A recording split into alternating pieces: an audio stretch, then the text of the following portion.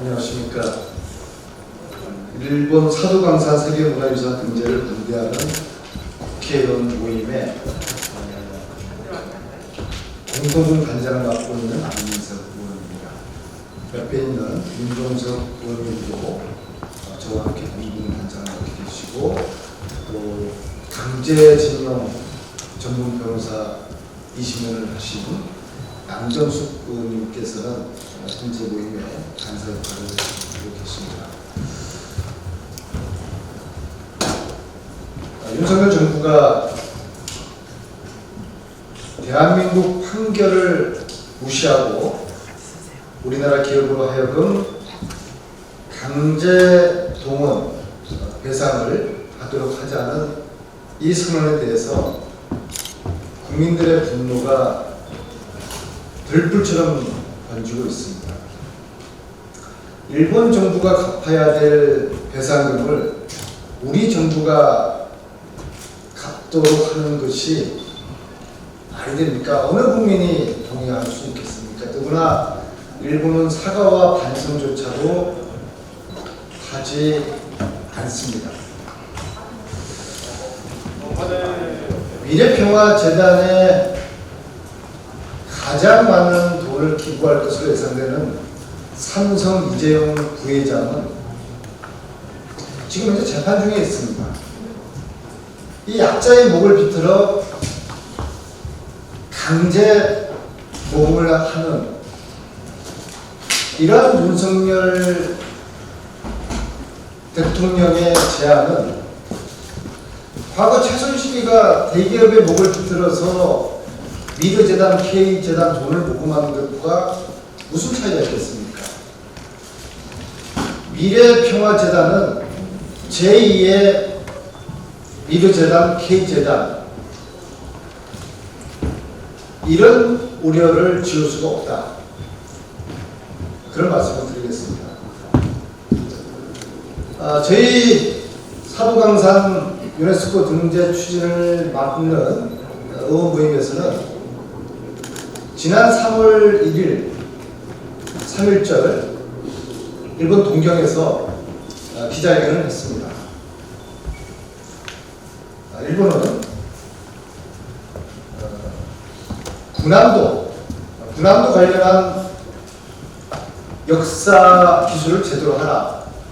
군함도가 2015년 유네스코 세계유산으로 등재되면서 조건이 있었습니다. 군함도에서 강제징용당하고 노예처럼 혹사당한 조선 노동자의 강제징용 역사를 제대로 기술을 하라는 것을 전제로 해서 군함도를 유네스코가 세계문화유산으로 지정을 해준 것입니다. 그런데 일본은 그 약속을 아직도 지키지 않고 있어서 우리가 이 약속을 지키라는 촉구를 동경 한복판에서 3월 3일절 날 하고 돌아왔습니다. 두 번째 저희들의 요구는 지금 현재 군함도에 이어서 세계문화유산으로 등재하고 있는 사도강산 등재 추진을 중단하는 것입니다. 사도강산에서도 1939년부터 45년 사이에 1,500명 정도의 조선 노동자들의 강제 징용, 노예 같은 노동이 있었습니다.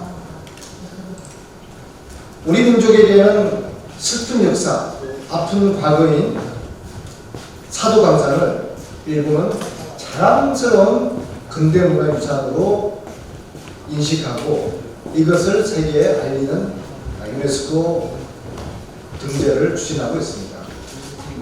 이거 막아야 되지 않겠습니까? 그래서 저희들이 역시 동경에서 기자회견 요구로 포함시켰습니다. 일본 동경 한복판에는 산업유산 정보센터라는 근대 일본의 산업화 과정을 홍보하는 일종의 홍보관이 설치되어 있습니다. 저희들이 확인하기로는 우리나라 국회의원으로서는 처음으로 그 정보센터를 지난주에 저희들이 방문했습니다.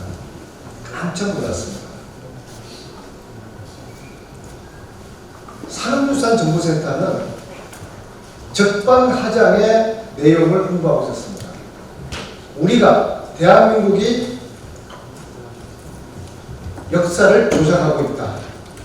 그런 내용의 홍보 팜플렛을 일본 국민들 그리고 외국의 방문객들에게 홍보하고 있었습니다. 지금 보시면은 누가 역사를 날 줄 아는가? 마치 우리가 일본을 향해서 쓴 표현을 일본이 홍보물에 적고 있습니다. 누가 역사를 날 줄 아는가? 군함도는 지옥승이 아닙니다. 그 다음에 또 다른 홍보물에는 똑같은 내용인데요. 또 이렇게 써 있습니다. 조선인과 일본인은 똑같은 일본 국민이었다. 함께 아시아 대동아 공영을 위해서 헌신을 했다. 조선인들도 그렇게 기술을 하고 있습니다. 역시 차별이 없었다고 역사를 날조를 하고 있는데 그들은 우리를 향해서 역사를 날조를 하고 있다는 이러한 생뚱맞은 주장을 기술을 하고 있었습니다. 저희들이 우리 대한민국 국회의원으로서는 최초로 산업유산 정보센터를 방문해서 충격적인 내용을 확인을 하고 돌아왔습니다. 윤석열 정부는 제3자 변제라는 회개한 방식으로 한일 문제를 풀기 이전에 산업유산 정보센터의 조작된 역사를 바로잡아라는 이 항의와 이 주장을 하는 것이 우선입니다. 오늘 저희 의원단 모임에서 기자회견문을 준비를 해서 이제 낭독을 하게 될 것입니다. 윤석열 대통령은 강제동원 제3자 변제해법을 철회하라. 일본 정부는 사도강산 유네스코 등재 신청을 중단하라. 이 두 가지 내용에 대한 회견문을 임종성 공동단장과 양정숙 간사님께서 낭독하시도록 하겠습니다.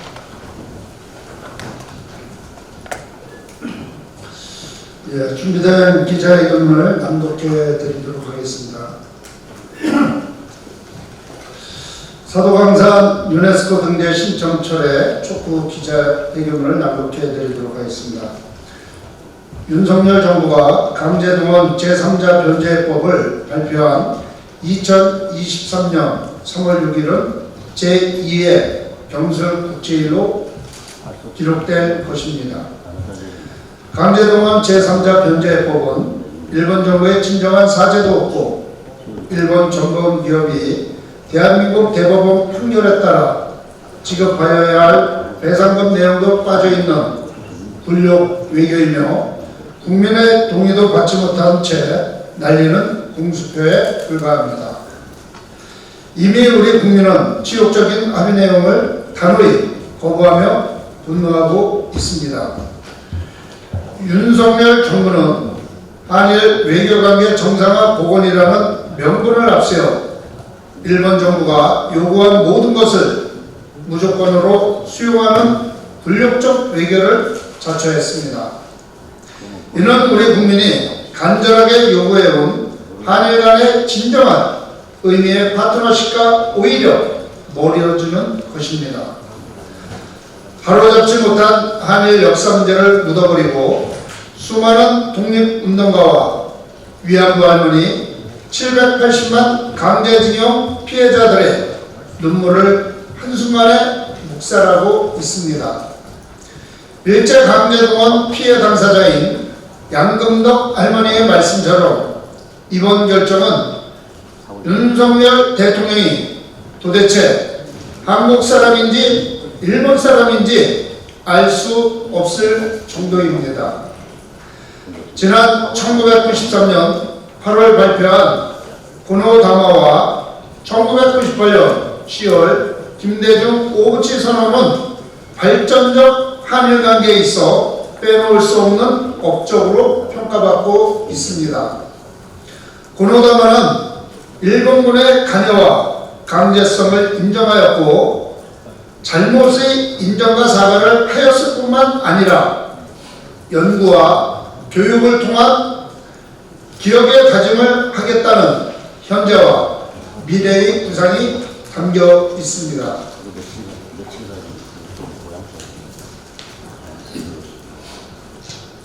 김대중 오부치 선언 또한 일본 측의 통렬한 반성과 사죄를 기반으로 하여 과거 직시, 미래 지향은 불가분의 하나로서 한일 관계를 운영하는 기본 원칙이 되었던 것입니다. 하지만 지금 일본은 어떻습니까? 과거 군국주의 침탈은 물론 위안부 문제와 강제징용 문제에 대해 반성과 사과조차 없고 불법행위 자체를 인정하지 않고 있습니다. 일본은 과거 직시, 미래 지향이라는 기본 원칙을 위반하고 있으며 2018년 우리 대법원이 결정한 강제 동원에 대한 전범 기업의 불법행위에 따른 손해배상 책임마저 무시하고 있습니다.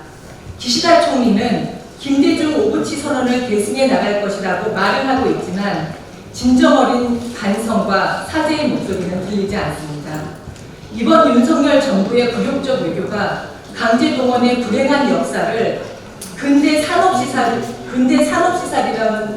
산업시설이라는 명목으로 자랑할 만한 세계유산으로 포장하고자 애쓰고 있는 일본을 응원하며 돕는 것은 아닌지 우려스럽기 짝이 없습니다. 이번 굴욕 외교로 인해 일본의 사도광산 유네스코 세계유산 등재 신청에 정당성을 인정하고 등재 결정에 명분을 제공하는 부실이 되지 않을까 걱정이 앞섭니다.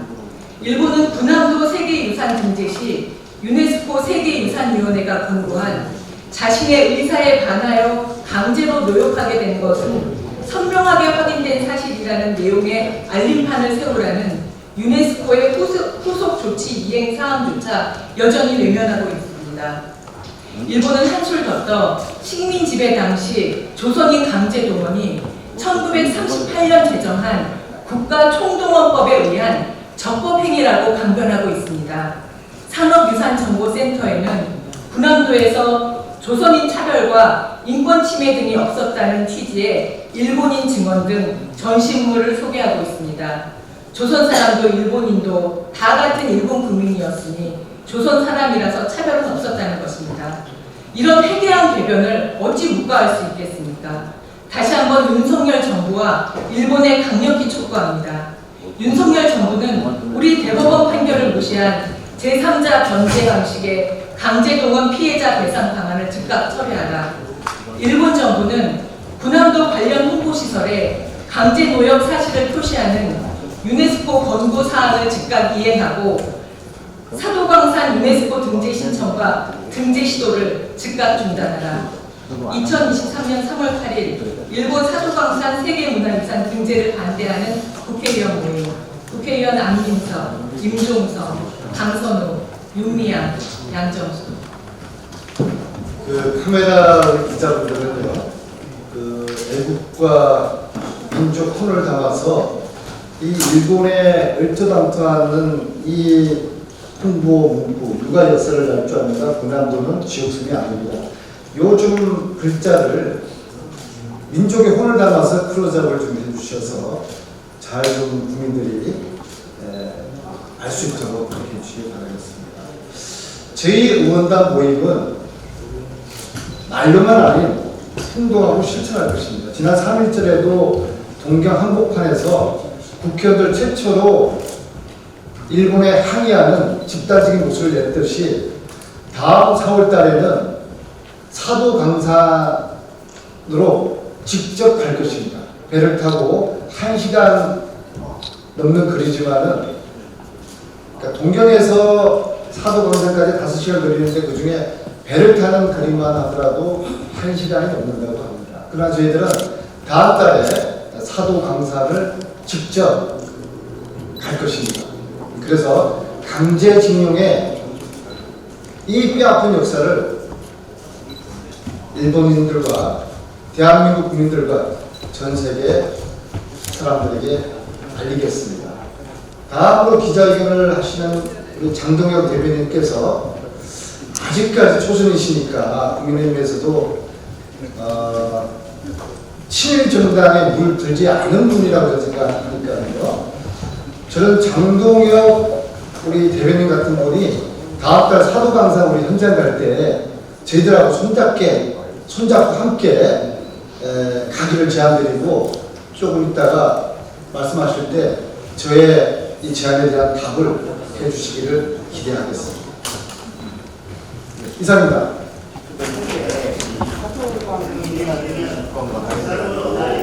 국회 본회의에서 인가가 되었잖아요. 그렇다면 이제 그 사실 여야가 마치 합동인명을 부분을 조심하고 또 계신 것 같아요. 이와 관련돼가지고 여당 측하고 소소한 이유가 있나요? 그 만장일치로 대련 촉구돼 있잖아요. 그리고 개인적으로 아름아름 저희들도 더불어민주당 의원들도 개인적으로 접촉해서 의원단을 만들었거든요. 처음에 저희들이 여야 함께 구성을 하려고 했어요. 근데 이제 무소속 의원님들은 몇 분이 계시는데, 양정숙이나 민명 의원님도 그런데 국힘 의원님들은 아무도 참여 의사를 밝히지 않았습니다.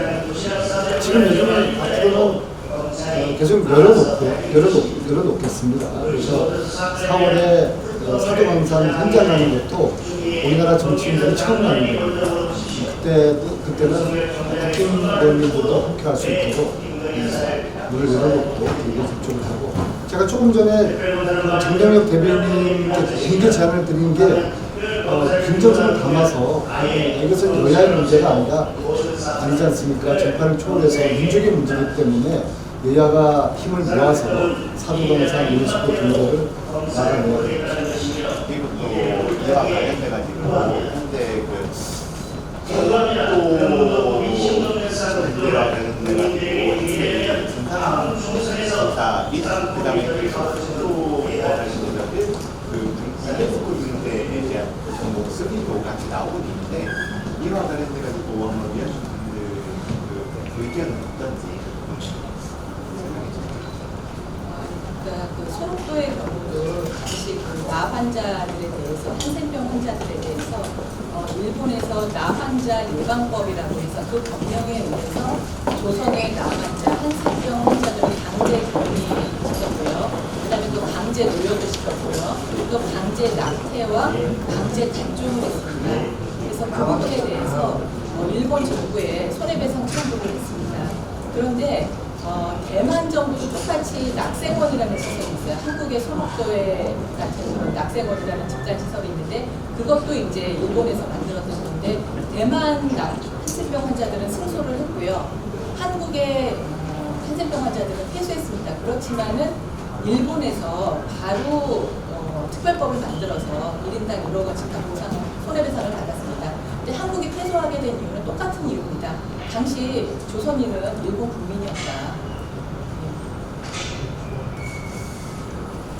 이와 관련돼가지고 그 소득도 이게 환자가 아닌 그 일반 그 조선 일반 국민들도 그 실제로 그 납치를 당해가지고 강제 노역을 당했다는 얘기도 있었고 이에 대한 그 진상조사나 의견도 나오겠고. 그러니까 그때 정확하게 이제 한센병 환자들만 그 납치해서 거기다 격리시킨 게 아니라 환자가 아닌 사람도 있었을 수가 있을 것 같은데 그 부분은 제가 자세히 어떻게 진상조사가 들어가고 있는지는 잘 모르겠습니다. 저 4월 방문하시는 거는 일본 정부에서 통보를 하신 내용인가요? 그 예교적으로 좀 통보가 된 내용인지. 오늘 아침에 저희들이 날짜를 정했고요. 날짜를 정했고 일본 정부의 협조를 받을 일은 아니지만은 일본 정부의 통보는 해서 저희들이 떳떳하게 방문을 하도록 하겠습니다. 정확히 날짜가 4월 며칠? 날짜는 현재는 좀 보안을 좀 지키려고 합니다. 왜냐하면 자칫하면 일본 정부에서 저희들이 입국을 불허할 수도 있기 때문에 좀 보안. 날짜 당긴 혹시 의미가 있나요? 네? 날짜에 특별히 좀 당긴 의미가 있는지 싶어서 언제 방문하는 게 뭐 기념하는 날이라든가 무슨 날이 좀 정해져 있는 게 있나 싶어서요. 그러니까 이번 여름부터 유네스코 등재 그 심사위원회에서 본격적으로 이제 그 심사 현장 심사 등 들어갈 것 같거든요. 그러니까 그 전에 저희가 먼저 사도강산 방문해서 조선 식민지 조선 청년들의 강제 노역이 있었다는 사실을 먼저 유네스코에 알려야 되기 때문에 좀 빨리 현장을 방문하는 것이 중요한 것 같습니다. 아까 말씀드렸듯이 저희들은 말로만 하는 게 아니라 행동하고 실천을 하는 모임이다. 그래서 4월에 사도강산 현장 방문하고 그 결과를 가지고 또 우리 축구 결연을 가지고 한 5월경에는 유네스코 파리 군부를 하고 저희들이 그걸 막기 위한 모든 실천을 다 하고 있습니다.